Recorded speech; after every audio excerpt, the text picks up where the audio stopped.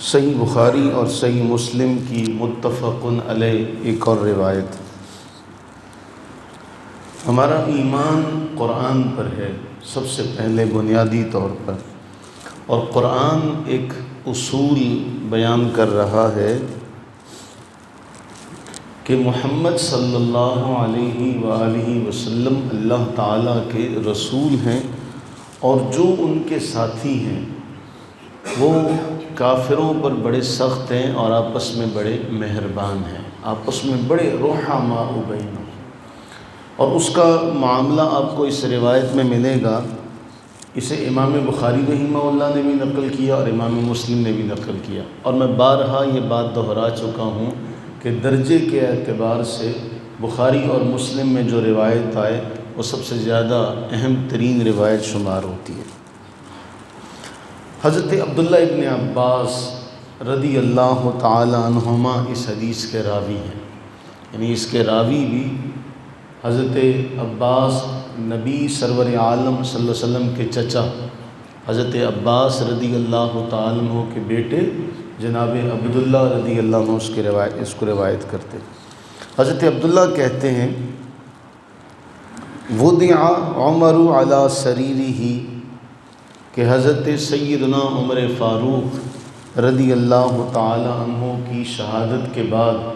جب ان کا جسد اقدس لایا گیا تو کہتے چارپائی پر رکھا گیا، اور تمام لوگ جو تھے وہ آپ کے ارد گرد جمع ہوئے اور کیا کرنے لگے، یدعون ویصلون، اللہ تعالیٰ سے دعائے مغفرت کرنے لگے، آپ کے لیے رحمت کی دعا کرنے لگے۔ ابھی آپ کا جسد اقدس اٹھایا نہیں گیا تھا۔ حضرت عبداللہ فرماتے ہیں کہ کسی نے مجھے پیچھے سے پکڑا، میرے کندھے پر ہاتھ رکھا۔ اب کہتے ہیں وہ جو مجھے کندھے پر ہاتھ رکھنے والے تھے وہ حضرت علی المرتضیٰ شیر خدا رضی اللہ تعالی عنہ تھے، اور کہتے ہیں حضرت علی رضی اللہ تعالی عنہ نے بھی حضرت عمر کے لیے دعائے رحمت کی۔ اور اس کے بعد جو جملہ کہا، یہ جملہ تاریخی اعتبار سے بہت اہمیت کا حامل ہے اور ہمیں یہ یاد رکھنا چاہیے۔ حضرت علی المرتضیٰ رضی اللہ تعالیٰ عنہ فرمانے لگے آپ نے اپنے بعد ایسا کوئی بندہ نہیں چھوڑا،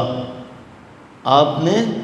اپنے بعد ایسا کوئی بندہ نہیں چھوڑا جسے دیکھ کر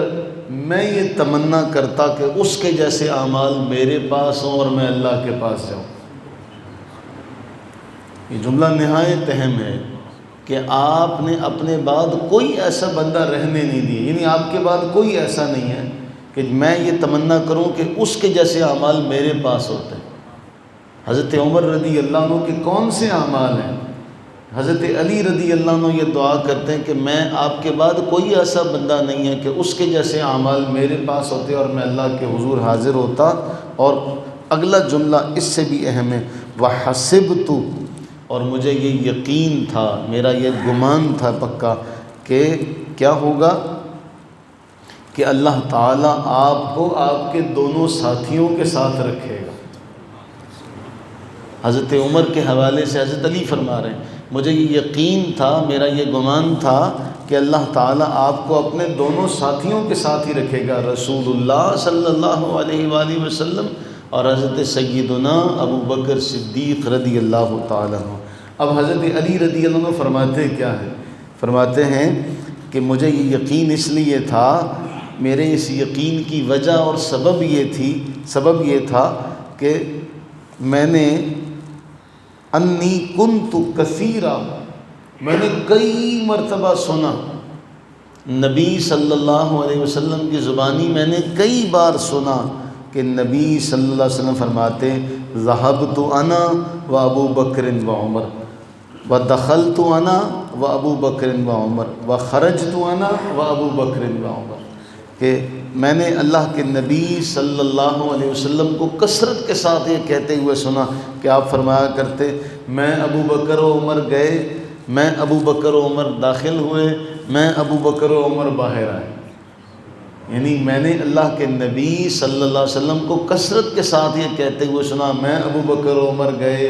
میں ابو بکر و عمر آئے، میں ابو بکر و عمر فلاں جگہ. تو یہ جملہ سن سن کر مجھے یہ یقین تھا کہ آپ تینوں ساتھ رہیں گے،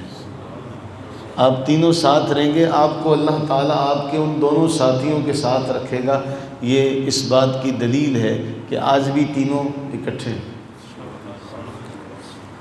رسول اللہ صلی اللہ علیہ وسلم کے پہلو میں آج بھی یہ دونوں آرام فرما ہیں. اللہ سے یہ دعا کریں کہ اللہ تعالی ہمیں اس معاملے کو، ہمیں اس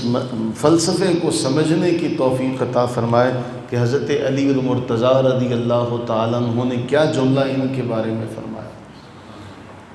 حضرت علی رضی اللہ عنہ کے بارے میں کیا فرماتے ہیں، اور یار لوگوں نے کیا مشہور کر دیا کہ ان کا آپس میں یہ معاملہ تھا، یہ معاملہ تھا، ایسا معاملہ تھا.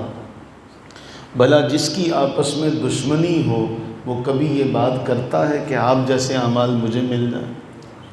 آپ جیسی نیکیاں میرے پاس ہوں. اور وہ اتنا بڑا تحسین والا جملہ کہنا، یہ جملہ 3 جملے کہ ذهبت انا و ابو بکر و عمر و دخلت انا و ابو بکر و عمر و خرجت انا و ابو بکر و عمر، کہ میں ابو بکر و عمر گئے، میں ابو بکر و عمر آئے. آپ یہ اندازہ کریں اس جملے میں کہ رسول اللہ صلی اللہ علیہ وسلم پھر کہیں جاتے ہوں گے تو یہ دونوں ساتھ ہوتے ہوں گے، کہیں سے آ رہے ہوں گے، کہیں داخل ہوتے ہوں گے، تو آپ نے یہ جملہ کتنی بار کہا ہوگا، میں ابو بکر و عمر گئے، میں ابو بکر و عمر داخل ہوئے، میں ابو بکر و عمر نکلے. اللہ تعالیٰ اپنی رحمت کا صدقہ ہم سب کو ایمان پر ثابت قدمی عطا فرمائے، اور ہمیں رسول اللہ صلی اللہ علیہ وآلہ وسلم، آپ کے اہل بیت اطہار، آپ کے اصحاب رضی اللہ تعالی عنہم اجمعین کی محبت نصیب فرمائے. آمین ثم آمین.